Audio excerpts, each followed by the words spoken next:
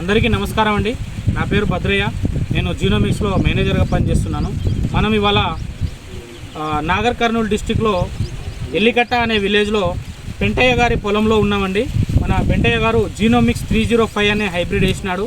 ఇవాళ మనం ఇక్కడ మీటింగ్ పెట్టడం జరిగింది. అయితే మీటింగ్కి వచ్చిన రైతుల యొక్క అభిప్రాయం ఈ జీనోమిక్స్ 305 మీద ఏ విధంగా ఉందనేది మనం అడిగి తెలుసుకుందాం. అన్న నమస్తే అండి, నా పేరు శివారెడ్డి, మాది ఎలికట్ట గ్రామం, నాగర్ డిస్టిక్. మేము ఈరోజు జీనోమిక్స్ కంపెనీ వాళ్ళు వచ్చి ఇక్కడ మీటింగ్ పెడితే వచ్చి చూడడం జరిగింది. చూసిన తర్వాత మాకు మొక్కచేను అంటే పంట దిగుబడి బాగా వస్తుందని తెలుసు, కానీ ఈరోజు వచ్చినాక వీళ్ళు డిఫరెంట్గా చెప్పినప్పుడు మాకు అర్థమైంది. పంట ఇంకో చూడండి, ఇది పూర్తిగా 95% విత్తనము వచ్చింది. ఇట్లా దిగుబడి రావాలంటే కండే నిండుగా రావాలి. అదేవిధంగా మనకు దీని ఒక కంపెనీ, ఈ యొక్క కంపెనీ నుంచి బెండు డిఫరెంట్ చూపించారు. ఇది బెయిట్ కంపెనీది, ఇది జీనోమిక్స్ కంపెనీ. ఈ బెండు ఏదంటే ఇది బెండు వెయిట్ ఎక్కువ ఉంది, పంట దిగుబడిలో వెయిట్ తక్కువ వచ్చింది. మాకు కొలత వేసి కూడా చూపించడం జరిగింది.